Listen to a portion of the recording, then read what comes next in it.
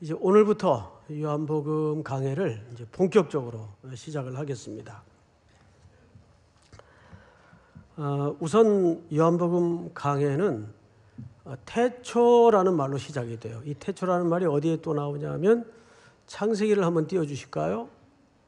창세기 태초에 한번 같이 읽읍시다. 시작. 태초에 하나님이 천지를 창조하시니라. 네, 여기 태초가 나오죠. 태초에 하나님이 천지를 창조하시니라. 참 이 본문만으로도 어마어마한 이야기가 하나님의 생각, 하나님의 마음, 하나님의 통치, 하나님의 주권이 이 안에 담아져 있습니다. 자, 그런데 창세기 1장 1절의 태초와 오늘 우리가 이제 만나야 될 요한복음 1장 1절의 태초는 번역은 같은 단어로 번역이 됐는데 이 의미 자체가 틀립니다. 우선 이 아르케라는 이 태초라는 말은 창세기에는 물리적인 시간의 시작을 얘기합니다. 말하자면 이 우주 만물이 창조된 그때부터 태초에 그 물리적인 시간을 얘기한다면 요한복음 1장 1절의 이 아르케라는 태초라는 말은 물리적인 시간이 아니고 물리적인 시간 이전의 어떤 존재의 기원을 얘기합니다. 어느 게 근본적인 태초일까요? 요한복음 1장 1절의 태초가 더 근본적인 태초입니다. 이것은 시간의 길이를 말하는 게 아니라 격이 달라요. 요한복음 1장 1절은 물리적인 시간의 시작을 말한다면 창세기 1장 1절은 요한복음 1장 1절의 태초는 어떤 존재의 기원을 설명하는 겁니다. 자, 그러면 오늘 본문으로 다시 가서 태초에 뭐가 계셨어요? 말씀이 계시니라. 자, 이 말씀이라는 말은 헬라 말에는 로고스라고 표현되어 있죠. 자, 우선 이 로고스라는 말은 많이들 들으셨어요. 그래서 그렇게 낯설지 않은 표현인데 이 로고스라는 개념을 정확히 이해하고 있는 사람들은 그렇게 많지 않은 것 같아요. 우선 이 로고스라는 말은 제가 요한복음 강의를 준비하기 전까지만 해도 그냥 단순한 이해에서 헬라 시대의 헬라 철학의 배경을 담은 표현이나 단어가 아니겠는가 정도로 이해를 했었습니다. 근데 그런 의미가 전혀 없는 건 아닌데 깜짝 놀랍게도 이 로고스라는 개념은 유대의 구약의 배경을 담고 있다는 사실을 알게 됐습니다. 여기 지금 말씀이 로고스예요. 근데 어떻게 이 로고스가 구약의 배경을 안고 있을까?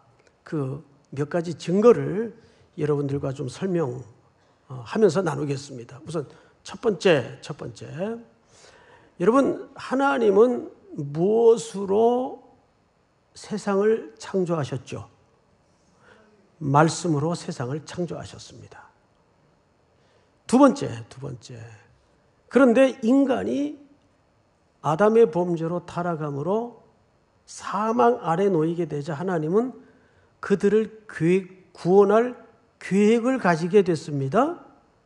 그런데 무엇으로 그들을 구원하셨습니까? 언약과 말씀이에요. 언약 이퀄 말씀이라고도 할 수 있는데 언약과 말씀이에요. 자, 그러면 하나님은 놀랍게도 구약에서 말씀으로 창조도 하시고 그 말씀으로 무엇도 하셨어요? 재창조인 우리를 다시 만드시는 구원의 역사를 언약하시고 이루셨습니다. 바로 이것이 구약에 담아진 중요한 로고스의 개념이에요. 말씀의 개념이에요. 그런데 더더욱 이것을 증명할 수 있는 문헌들이 많이 남아있는데 유대 중간기에 보면 많은 문학들이 생성이 되고 문학의 개념을 통해서 많은 표현들이 다듬어집니다. 유대 회당이나 유대 문학에 보면 자주 사용했던 표현 하나가 mem나라는 단어가 있어요. mem나. 이 mem나라는 말은 무슨 뜻인가 하면 바로 로고스라는 뜻입니다. 말씀이라는 뜻이에요.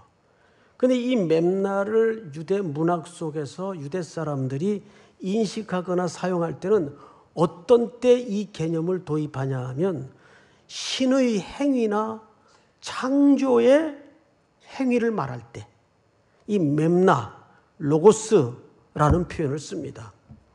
자, 이런 것으로 보아서 요한이 채용한 이 말씀, 즉 로고스라는 개념은 놀랍게도 단순히 헬라 시대의 개념을 도입한 것이 아니라 그 첫 번째 배경이 구약적 배경을, 즉 구약 성경의 배경을 가지고 있다는데 인식을 해야 돼요. 두 번째, 크게 두 번째입니다.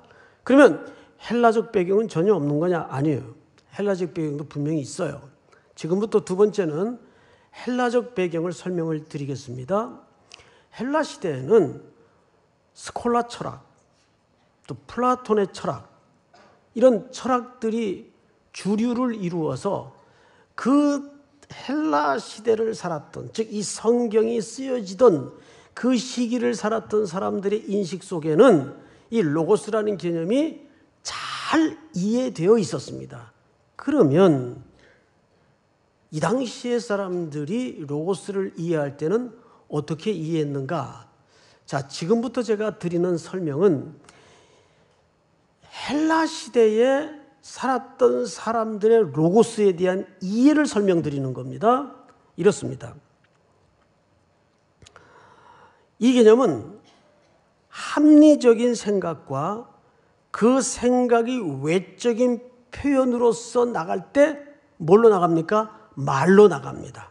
어떤 합리적인 생각이든지 그 생각이 머릿속에 의미나 내용들이, 가치관들이 외적으로 표현될 때 무슨 수단을 쓰죠?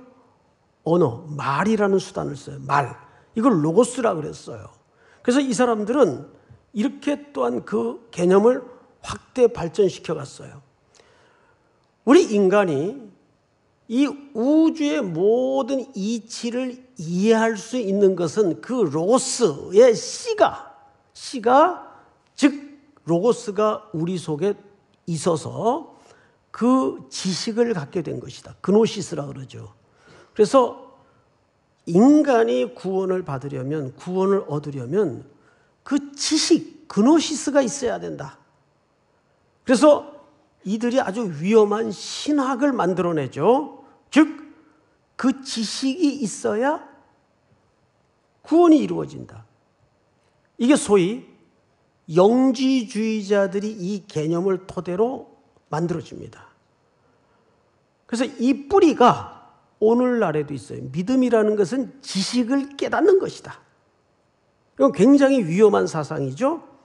이단이 되기까지 이런 사상적 경로를 거치게 됩니다. 근데 그걸 뭐라 그랬다고요? 로고스라 그랬다고요. 로고스. 자, 그러면 왜 그럼에도 불구하고 요한은 오해의 소지가 있는 그런 로고스라는 언어를 채용하게 되었을까? 자, 이 로고스라는 단어의 형식을 채용해서 요한은 거기에다가 구약의 로고스의 내용을 담은 겁니다. 그래서 구약의 로고스라는 내용을 담을 수밖에 없었던 것은 그 구약의 로고스가 결국은 성취되어서 누구로 오셨기 때문입니까? 예수 그리스도로 오셨기 때문에 그래요. 그래서 오늘 1장 1절 상반절에 보면 태초에 로고스가 창조되었다, 만들어졌다라고 되질 않고 인격으로 소개를 했습니다. 계시니라 이렇게 소개를 한 거예요. 자, 그러면 이 계시니라라는 말은 미완료 형태를 썼어요. 미완료라는 말은 아직 덜 된 존재다, 그런 의미가 더더욱 아니고, 이 말은 시간을 초월해서 그분은 언제나 계셨다라는 뜻이에요. 그래서 요한복음 1장 1절의 태초는 물리적인 시간을 초월한 그 이전에서부터 이 로고스, 말씀은 계셨다.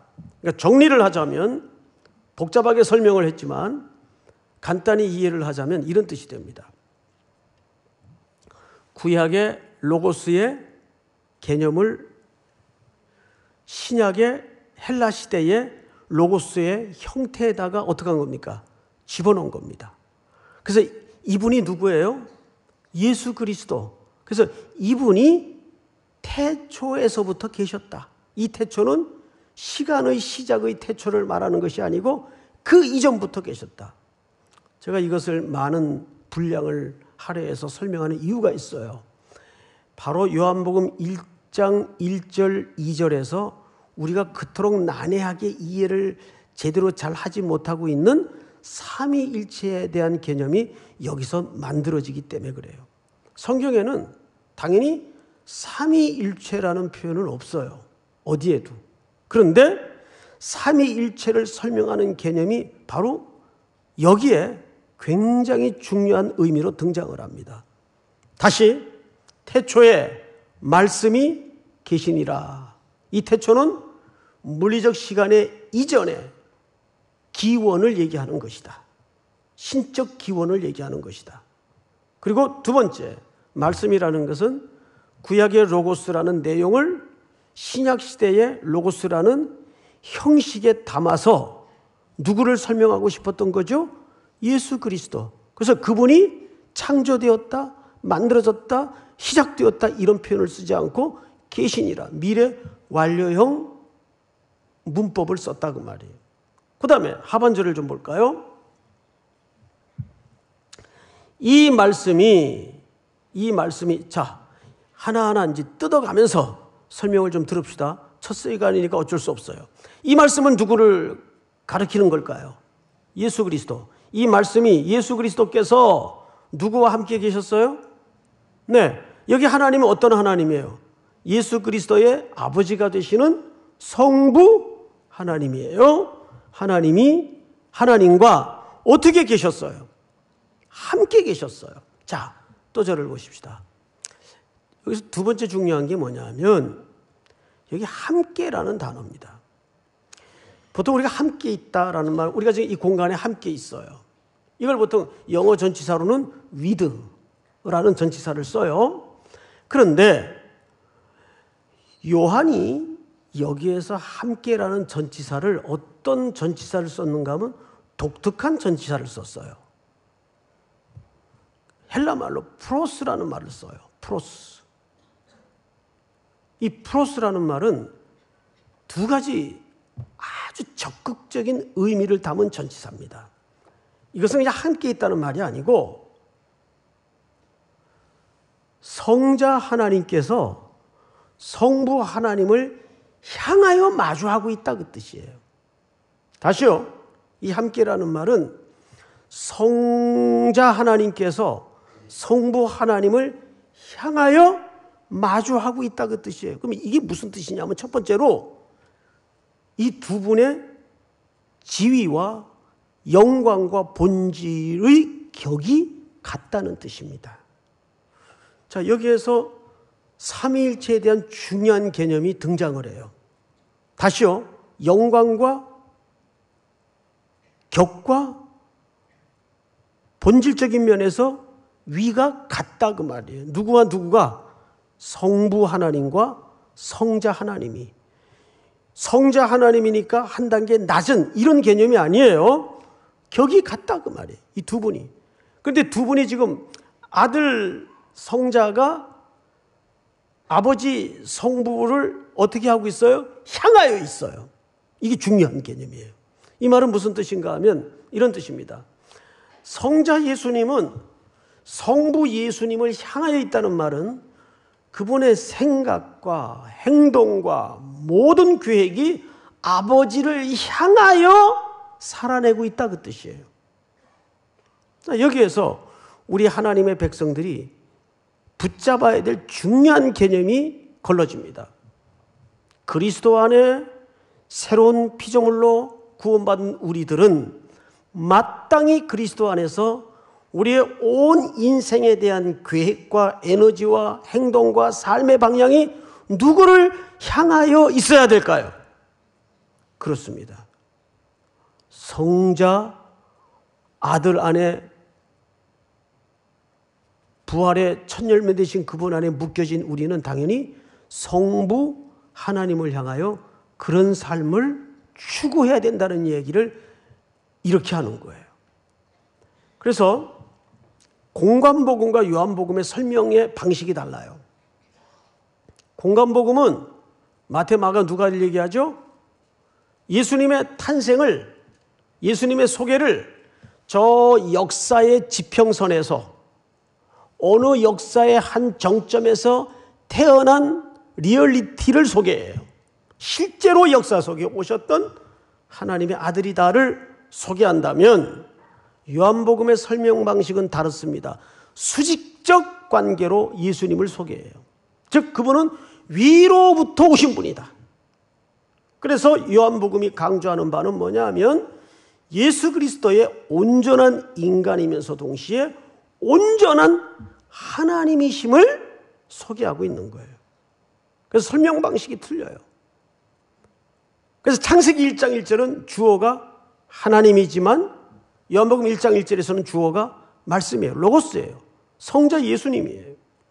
자, 그러면 조금 더 나아가서 보십시다. 함께 계셨으니 여기서부터 오늘 가장 어려운 대목에 들어가니까 미리 마음가짐을 가지시고 들으시면 그렇게 덜 어려울 겁니다. 오늘 해석의 가장 어려운 부분이에요. 제가 이거를 일일이 이렇게 단어 하나하나를 조목조목 개념 정리를 해드리는 이유가 있어요. 그래야 요한복음 전체 패턴을 우리가 실수하지 않기 때문입니다. 자, 이 말씀은 누구를 가리키죠? 성자 예수님을 가리켜요. 이 말씀은 곧 누구시라? 하나님이시니라. 자, 또 앞을 보십시다. 이 대목입니다. 이 말씀은 곧 하나님이라. 영지주의자들이 가장 오해했던 부분 중에 하나가 그들은 말씀을 지식으로 이해했어요. 그렇죠? 그노시스, 지식으로 이해했어요. 그 지식이 곧 누구라는 말도 만들어질 수 있어요. 신이다. 에? 그 지식이 곧 신이다. 그래서 이 지식을 깨닫는 것이 구원을 얻는 길이다. 이것이 실제 플라톤의 철학이나 그 당시 영지주의자들의 신학 이해에서 가능했던 논리입니다. 이 말씀을 그렇게 오해할 수가 있어요. 자, 여기서 말하는 것은 이 말씀은 성자 예수님을 가리켜요.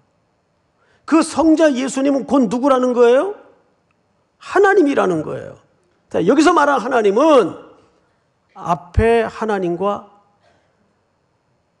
다른 분은 아닌데 설명이 틀려요. 설명이 달라요. 이 뒤에 하나님은 관사가 없습니다. 이 뒤에 하나님은 삼위 하나님을 얘기하는 거예요. 여러분 표정이 그렇게 될 줄 알았어요. 다시. 이거는 제가 일부부터 제가 지금 목이 쉬었어요. 하도 지금 강조를 하다가 애를 쓰다가 설명을 하다 보니까 다시요. 이 말씀은 누구를 가리키죠? 성자 예수님을 가리켜요. 근데 이 말씀이 곧 누구시라고요? 근데 이 하나님은 성부 하나님을 얘기하는 게 아니에요. 앞에 하나님은 누구 하나님이에요? 성부 하나님이에요. 근데 이 하나님은 어떤 하나님이에요? 삼위 하나님이에요. 그래서 관사가 없어요. 뒤에 보면. 그러니까 예수님은 삼위 하나님 중에 한 분인 거예요. 무슨 말인지 알겠죠, 여러분? 이것만큼 삼위일체를 선명하게 소개한 성경 본문도 드물어요. 그러니까 예수님은 하나님보다 성령님보다 격이 낮거나 떨어지는 분이 아니고 똑같이 뭐예요? 삼위 하나님 중에 한 지위를 차지하고 있는 거예요. 믿습니까? 우리가 조심해야 될 양태론적 설명이 있어요. 예를 들어 이런 거죠. 제가 교회 오면 담임 목사가 돼요. 집에 들어가면 아이들 아빠가 됩니다. 근데 또 학교에 가면 선생이 돼요. 삼위일체란 그와 같은 것입니다. 이게 양태론적 이단이에요. 이런 식의 삼위일체에 대한 설명이 굉장히 많아요. 또 삼위일체를 설명한답시고 도표를 만들어 설명하는 위험한 시도가 있어요. 그것도 혼란을 일으킬 우려가 굉장히 많습니다.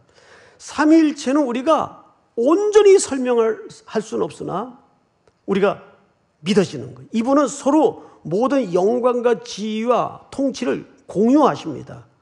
그래서 삼위일체 하나님을 이해하면 이 세 분이 얼마나 서로 존중하고 함께하고 사랑하는 관계임을 금방 알 수가 있어요.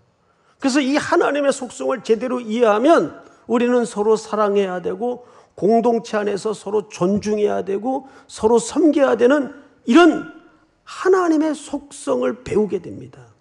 그래서 하나님은 그냥 강압적으로 위에서 폼 잡고 이거 해 저거 해 지시하는 그런 하나님이 아니라 그 세 분의 관계처럼 굉장히 존중감을 가지고 겸손하신 하나님이세요.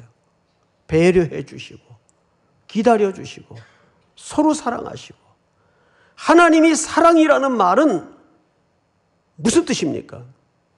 그분이 삼위 하나님께서 삼위가 서로 사랑의 관계였어요. 그래서 하나님은 사랑의 속성을 갖고 계십니다. 믿습니까? 그러니까 이렇게 간단히 이해하면 돼.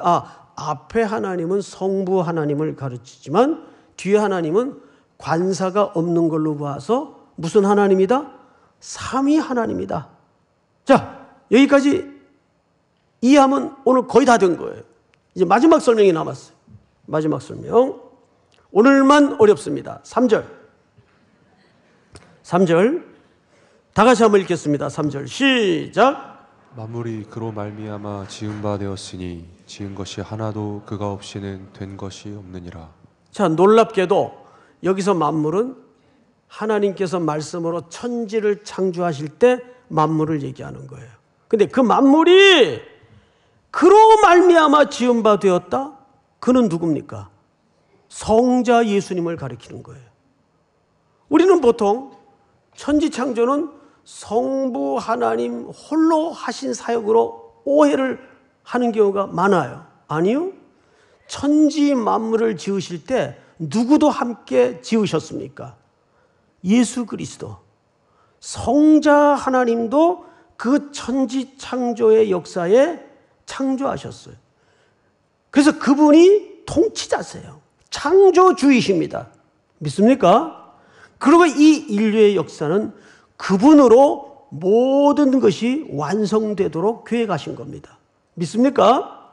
자, 만물이 그로 말미암아 지은 바 되었으니 지은 것이 하나도 그가 없이는 된 것이 없느니라. 여기 긍정문과 부정문을 같이 사용함으로써 요한의 이 필체가 놀라워요. 사실 한 문장 안에 긍정문과 부정문을 섞어서 어떤 하나의 목적을 설명한다는 방법은 쉬운 방법이 아니에요. 그런데 3절만 딱 떼놓고 보면 요한은 긍정문을 쓰고 부정문을 써서 한 이야기를 합니다. 맞죠? 다시 그런 관점에서 읽어보세요. 시작. 만물이 그로 말미암아 지은 바 되었으니 지은 것이 하나도 그가 없이는 된 것이 없느니라. 아멘. 그러니까 예수 그리스도는 누구십니까? 창조주이세요. 믿습니까? 아버지께서 세상을 만드실 때는 팔짱 끼고 있다가 세상이 병들고 무너지니까 할 수 없이 예수님이 오신 게 아니에요. 창조주이십니다. 이 모든 피조 세계는 그분과 관련이 돼 있어요. 자, 그런데 아담의 죄가 들어오고 세상은 무너졌어요. 그래서 하나님은 이 세상, 그러니까 집이 폐허가 된 겁니다. 우리 인생으로 치자면 집인데 이 집이 무너진 거예요. 퇴락하고 썩은 냄새가 나고 악취가 풍기고 전원이 끊어지고 깜깜한 집이 됐어요. 폐허가 됐어요. 이걸 어떻게 하나 하다가 가만 보니까 이거 리모델링 해가지고 될 수준이 아니에요. 헐고 다시 지어야 돼요. 그래서 예수님이 오셔서 우리 가운데 거하십니다. 이 거한다는 말이 텐트를 친다 그 말이에요. 새 집을 짓기 위해서. 새 집을 지으려면 옛날 집을 허물어야 돼요. 그래서 우리를 묶어가지고 예수 그리스도께서 친히 죽으신 거예요. 죄의 역사를 끝내신 겁니다. 그래서 예수님은 마태복음의 족보를 보면 육체적인 후손을 남기지 않고 죄된 아담의 족보를 끝내요. 죽으심으로써. 그래야 새 집을 짓기 때문에. 그래서 그분은 십자가에 모든 인류의 죄를 묶어서 끝내시고 부활의 첫 열매가 되셔서 새 집을 짓는데, 이 새 집을 짓는 두 가지 양식이 있어요. 그게 4절 5절의 말씀이에요. 4절 5절. 그 안에 뭐가 있었으니? 예, 그리스도 안에 생명이 있었으니 이 생명은 사람들의 뭐라? 빛이라. 빛은 뭘 하는 데 쓰는 겁니까? 어둠을 몰아내는데 빛을 쓰는 거예요. 맞죠? 예. 빛이라. 그리고 뭐라 그래요? 5절 다 같이 시작. 빛이 어둠에 빛이 돼 어둠이 깨닫지 못하더라. 자, 깨닫지 못하더라라는 말을 썼는데 이건 이해하지 못했다 그 말이 아니에요. 이 말은 무슨 뜻인가 하면 성경을 보면 거기에 깨닫지 못하더라는 말에 이 하고 숫자가 붙어 있어요. 좋은 성경은 있어요 없어요? 있죠? 예, 보급판에는 없어요. 그런데 웬만한 성경에는 사실 이 이자라는 숫자가 다 있는데 풋노트를 잘 보세요. 풋노트에 무엇로도 해석이 될 수 있다. 이기지 못하더라로도 해석이 될 수 있다. 근데 차라리 이 번역이 더 원문에 가깝습니다. 이 말은 사람들의 이해를 돕기 위해서 깨닫지 못하더라는 말로 의역을 한 거예요. 원문에 가까운 번역은 풋노트의 번역입니다. 이기지 못하더라. 그러니까 무엇을 이기지 못했다는 뜻일까요? 어둠이 빛을 이기지 못했다는 뜻입니다. 이렇게 멀고 먼 역사의 언덕을 넘어서 마지막 최종적인 시간에는 예수 그리스도의 조명하신 생명과 그 생명으로 대변되는 빛이 어둠을 이길 거라는 얘기. 결코 어둠은 그 빛을 흩어내거나 물리칠 수 없어요. 그런데 어둠을 몰아내는 방법은 빛이 조명되는 방법밖에 없어요. 그것을 우리는 선교라고도 말하고 순종이라고도 말합니다. 이번 요한복음 강해를 이렇게 시작하면서 이 강해가 마쳐지는 즈음에는 개인적인 소원이 뭐냐면 폐허가 되어버린 내 인생에 생명의 빛 되신 그리스도께서 찾아오셔서 내 인생의 구석구석에 빼곡이 가두어져 있고 드리워져 있는 어둠을 몰아내고 다시 한번 내 인생의 집이 새롭게 재창조되는 기적을 보게 하여 주시옵소서 하는 소원과 응답이 이루어지는 은혜가 있기를 주의 이름으로 축원하고 축복합니다. 다 일어나십시다. 전능하신 나의 주 하나님, 그리고 이렇게 함께 기도했으면 좋겠습니다. 이 인류의 역사는 결국 하나님의 말씀대로 이루어질 것이고 그 말씀을 좇아 완성이 되고 결국 어둠은 결코 이 말씀이신 빛 예수 그리스도를 이기지 못할 것입니다. 결국 우리는 하나님 앞에 어떻게 살아내야 될까요? 주님의 손에 붙잡혀서 이 말씀에 순종하여 하나님의 말씀은 살았고 운동력이 있다는 사실 앞에 이 아내를 결단하게 하시고 순종할 수 있도록 폐허가 된 내 인생에 그 말씀이 찾아오셔서 내 모든 삶의 집을 새롭게 리모델링이 아니라 창조하는 역사를 보게 하여 주시옵소서. 또 이어지고 있는 겨울 선교를 위해서 기도하십시다. 또 자신이 오늘 예배에 나올 때 가지고 나왔던 시름, 염려, 걱정 모든 것들을 내려놓고 주여 한번 부른 다음에 소리내어 통성으로 기도합니다. 주여